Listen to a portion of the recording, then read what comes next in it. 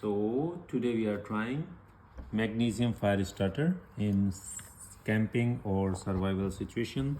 So we have one pile of magnesium here that should be around a size of a dime here, and we just scrape it like back of the knife like this.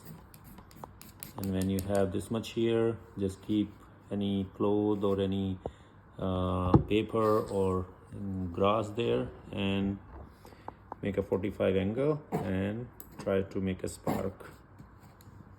That's the hard part actually. बना था एक और बना था. Oh my!